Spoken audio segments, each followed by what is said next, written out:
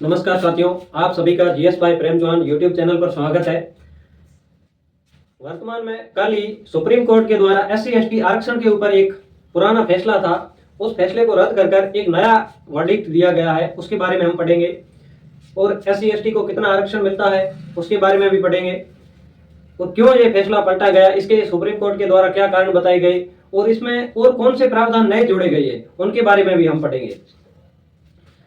SC ST आरक्षण से संबंधित मुद्दा जो काफी दिनों से चल रहा था, वर्तमान में कल ही सुप्रीम कोर्ट के द्वारा एक पुराना केस था। एससी एसटी आरक्षण में उपवर्गीकरण सब क्लासिफिकेशन के आधार पर आरक्षण देने के कारण सुप्रीम कोर्ट ने जो अभी फैसला दिया है, इसमें उपवर्गीकरण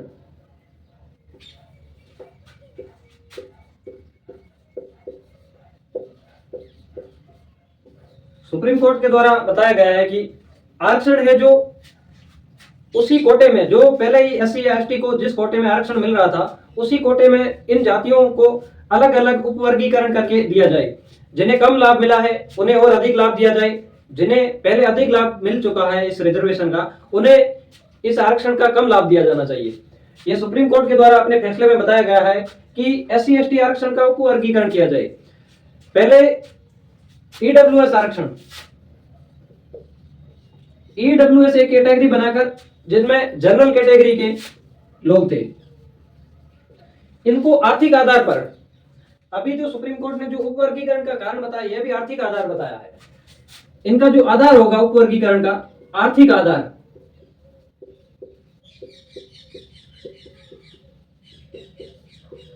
जाति, इन कास्ट का जो, इन वर्गों का जो उपवर्गीकरण किया जाएगा, सब क्लासिफिकेशन जो आर्थिक आधार पर किया जाएगा।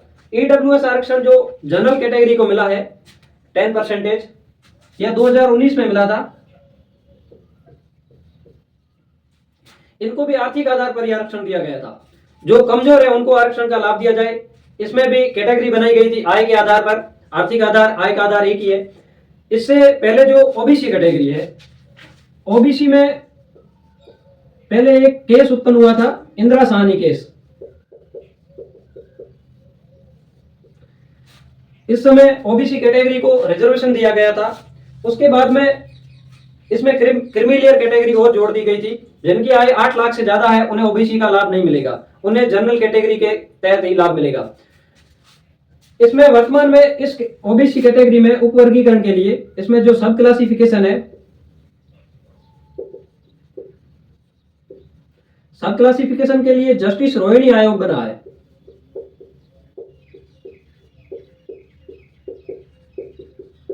जस्टिस रोहिणी आयोग अपनी रिपोर्ट देगा, रिपोर्ट देने के बाद ही ओबीसी कैटेगरी में और अधिक, पहले भी इसमें आर्थिक आधार पर ही रिजर्वेशन है, इसमें और अधिक जिन लोगों को लाभ नहीं मिला है ओबीसी में, उन्हें भी लाभ दिया जाएगा। इसका अभी तक रोहिणी आयोग ने कोई भी रिपोर्ट अपनी दी नहीं है। जब रिपोर्ट आएगी तो इसके बारे में हम पढ़ेंगे। अभी वर्तमान में सुप्रीम कोर्ट ने ओनली एससी एसटी कैटेगरी के लिए ही अपना जो वर्डिक्ट में बताया है उसके बारे में हम पढ़ेंगे। एससी एसटी को जो यह जो फैसला है उपवर्गीकरण का, पहले इस कैटेगरी में उपवर्गीकरण सब क्लासिफिकेशन नहीं था। एक फैसला था, पुराना एक केस था, EV Chinnaiah versus Andhra Pradesh government. यह जो फैसला है 2004 का था। इसमें भी 5 जजों की संवैधानिक पीठ थी, संवैधानिक पीठ।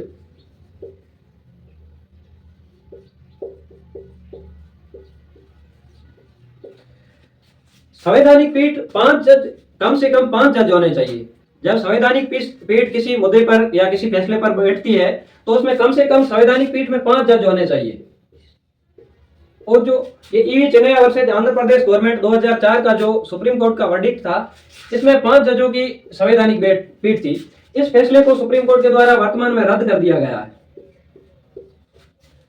और सुप्रीम कोर्ट ने अभी वर्तमान में कल ही एक फैसला दिया है, इसमें 7 जज थे। इन 7 जजों ने मिलकर, इन 7 जजों की जो संवैधानिक पीठ थी,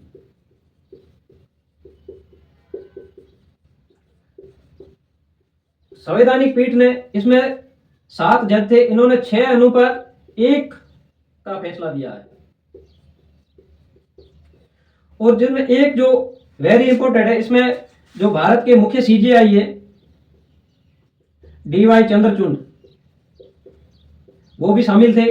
एक जो इसमें महिला थी, सुप्रीम कोर्ट के जितने भी पहले फैसले आए लगभग 90% जो फैसले थे उनमें जो महिला थी, एक महिला हमेशा ही उस फैसले के विरोध में रही है। इसमें एक वेरी इंपॉर्टेंट है, महिला है, जस्टिस बेला त्रिवेदी। जस्टिस बेला त्रिवेदी के द्वारा इस फैसले के पक्ष में वोट नहीं दिया गया था, इन्होंने इसके विपक्ष में वोट दिया अपना। आप इस नाम को, वेरी इंपॉर्टेंट है, ये याद रख सकते हो, किसी भी एग्जाम में पूछा जा सकता है कि इस जो 7 जज की जो संवैधानिक पीठ बैठी थी SC कैटेगरी, SC ST में वर्ग में सब क्लासिफिकेशन के लिए, इसमें किस महिला जज ने अपना फैसला विपरीत दिया था? तो जस्टिस बेला त्रिवेदी। 7 जजों की जो संवैधानिक पीठ थी, इस पीठ ने अपना फैसला दिया है। इसके बारे में हम पढ़ते हैं। इस पीठ ने अपने फैसले में जो कारण बताए हैं, सुप्रीम कोर्ट के इन जजों के द्वारा एक एग्जाम्पल दिया गया है। सबसे पहले तो इन्होंने एक आर्थिक आधार बताया कि जो लोग पहले इस कैटेगरी का लाभ ले चुके हैं, जो अधिक संपन्न हो गए, इसमें भी अब क्रीमीलेयर या आय के आधार पर ही कैटेगरी बन जाएगी, क्योंकि जो लोग अधिक पिछड़े हैं, अधिक पिछड़े,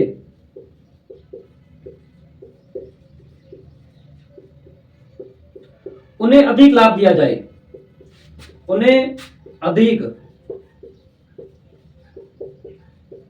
जो लोग अधिक पिछड़े हैं, जो लोग गरीब है, उनको अधिक इस आरक्षण का लाभ दिया जाना चाहिए, और जो लोग संपन्न है उन्हें इस आरक्षण का लाभ या तो छोड़ देना चाहिए या उन्हें कम कर दिया जाना चाहिए। कैटेगरी जो क्रीमीलेयर और नॉन क्रीमीलेयर जो ओबीसी कैटेगरी है, उसी के आधार पर ही इन्हें लाभ मिलेगा, यानी कि आर्थिक आधार पर। इसमें फायदा यह होगा कि जिन लोगों को पहले इस रिजर्वेशन का लाभ नहीं मिला है, जो सुप्रीम कोर्ट का यह फैसला है कि जिन लोगों ने पहले लाभ ले लिया है वो लोग छोड़ नहीं रहे। सुप्रीम कोर्ट ने एक एग्जाम्पल भी दिया है, एक एग्जाम्पल दिया है कि ट्रेन के डिब्बे से, सुप्रीम कोर्ट के जो न्यायाधीश थे, इन्होंने कहा कि इस SC ST कैटेगरी के रिजर्वेशन के आधार पर एक एग्जाम्पल दिया कि जो लोग ट्रेन के डिब्बे में एक बार एंट्री कर लेते हैं, एंट्री करने के बाद में जो दूसरे बार लोग हैं खड़े हैं, उनको एंट्री करने नहीं देते। यह सुप्रीम कोर्ट का कहना है। सुप्रीम कोर्ट ने कहा कि जो लोग ट्रेन के डिब्बे में एक बार एंट्री कर लेते हैं, उसके बाद में बाहर के लोगों को और एंट्री करने नहीं देते। सीधा सा मतलब यह है कि जिन लोगों ने पहले इस कैटेगरी में लाभ ले लिया है वो इसे छोड़ना नहीं चाहते और अधिक लाभ लेना चाहते हैं, और जो लोग पिछड़े हैं, जिन्हें लाभ नहीं मिला है, वो लोग और भी पिछड़ते हुए जा रहे हैं। आर्थिक आधार पर लाभ देने का सुप्रीम कोर्ट ने बोला है। अब जो उपवर्गीकरण है, उपवर्गीकरण का जो अधिकार है, यह राज्य को दिया गया है। इन जातियों में जो SC ST कैटेगरी में अलग अलग जो उपवर्गीकरण, सब क्लासिफिकेशन किया जाएगा, यह राज्य करेगा। और कौन कौन सी जातियां इस कैटेगरी में है, जातियों की जो व्याख्या है वो केंद्र बताएगा। SC ST जो सब क्लासिफिकेशन है, इनमें कौन कौन सी जातियां शामिल होगी वो तो केंद्र सरकार बताएगी, लेकिन उपवर्गीकरण करेगा कौन, करना कैसे है, ये अधिकार राज्य को दिया गया है। ये केस हुआ था, अभी जो फैसला आया है कल ही, सुप्रीम कोर्ट ने जो अपना फैसला दिया है, ये एक वाल्मीकि समाज का केस हुआ था पंजाब स्टेट में। पंजाब में एक वाल्मीकि समाज का केस हुआ था, उसी के आधार पर फैसला दिया गया। यह केस काफी पुराना है, 1975 का है। इस टाइम सरकार ने और हाई कोर्ट ने, पंजाब और हरियाणा हाई कोर्ट है, उसने जो सब क्लासिफिकेशन है,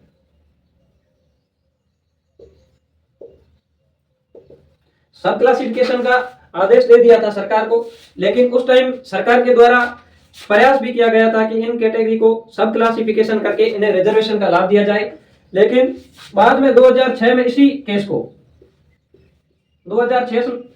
को हाई कोर्ट के द्वारा दोबारा अपने फैसले को जुडिशियल रिव्यू के आधार पर रद्द कर दिया गया। अब हम देखते हैं कि इन कैटेगरियों को कितना लाभ मिलता है, वर्तमान में कितना आरक्षण है राजस्थान में, चाहे स्टेट लेवल हो चाहे सेंट्रल लेवल हो। राजस्थान में और भारत में, इन दोनों को हम अलग अलग देखते हैं। एससी एसटी मुख्यतः हम इनके बारे में ही पढ़ रहे हैं। राजस्थान में और भी जैसे कि एमबीसी कैटेगरी है, उन्हें भी 5% आरक्षण दिया गया है। ओबीसी को 21% आरक्षण है। ईडब्ल्यूएस को भी 10% आरक्षण है। लेकिन आज हम सिर्फ एससी एसटी के बारे में पढ़ रहे हैं।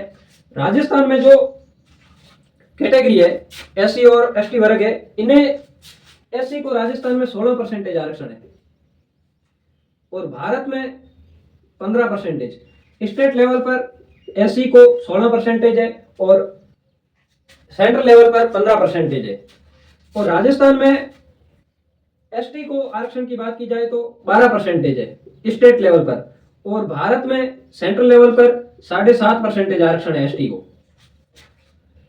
अब इन्हें जो कोटा मिला हुआ है, राजस्थान में हो चाहे भारत में हो, इसी में उपवर्गीकरण किया जाएगा, सब क्लासिफिकेशन किया जाएगा। इसी कोटे के अंदर ही कोटा देना, सब क्लासिफिकेशन उपवर्गीकरण कहलाता है। इनमें जैसे कि जिन लोगों को, अगर कोई व्यक्ति है जिन्हें पहले लाभ मिल चुका है, पहले वो अच्छे पदों पर है या किसी राजनीति में है, संपन्न वर्ग से है, तो उन्हें आरक्षण नहीं मिलेगा। इसमें जो आधार बताया, आर्थिक आधार, इसमें जो संपन्न वर्ग है, संपन्न वर्ग को आरक्षण नहीं मिलेगा। वास्तव में आरक्षण इसी आधार पर, आर्थिक आधार पर ही होना चाहिए, क्योंकि जिन लोगों को पहले अधिक लाभ मिल चुका है वो इस लाभ को छोड़ना नहीं चाहते और अधिक लाभ लेना चाहते हैं। कुछ लोगों के द्वारा इसके ऊपर अलग अलग टिप्पणी की गई है, लेकिन होता रहेगा। हमने जो सुप्रीम कोर्ट ने बताया है उसी के आधार पर ही हम चर्चा करेंगे, और यह फैसला आगे कितना लागू होगा या सरकार के द्वारा और कानून बनाकर इसे रिजेक्ट किया जाएगा यह नहीं पता। लेकिन जो सुप्रीम कोर्ट ने वर्तमान में जो अपना वर्डिक्ट दिया है, मोस्टली ये वर्डिक्ट लागू होगा, क्योंकि आर्थिक आधार पर ही आरक्षण मिलना जरूरी है। आपको मैंने पहले एक एग्जाम बताया था, सुप्रीम कोर्ट ने ही वही एग्जांपल दिया कि जो लोग ट्रेन के डिब्बे में एक बार प्रवेश कर लेते हैं, एंट्री हो लेते हैं, बाद में वो दूसरे लोगों को और अंदर आने नहीं देते। राज्य को दिया गया है कि आपको सब क्लासिफिकेशन करना है, जातियां कौन सी होंगी इसके में वो केंद्र सरकार बताएगी। हमने पढ़ा है पहले भी, इसमें जैसे कि एसटी कैटेगरी की बात करें तो इसमें राजस्थान की बात करें तो इसमें जैसे कि मीना जनजाति है, मीना हो गई, गरासिया, भील, इस तरह से जो आदिवासी जातियां हैं वो सभी एसटी में है। दूसरे जो एससी कैटेगरी के लोग हैं, लगभग एससी कैटेगरी में 50 जातियां हैं, इसमें लगभग 50 प्लस होगी एससी कैटेगरी में। तो यह था आज का फैसला। आपको यह सेशन कैसा लगा? चैनल को सब्सक्राइब कीजिए, वीडियो को लाइक, शेयर और कमेंट कीजिए। आप सभी का धन्यवाद।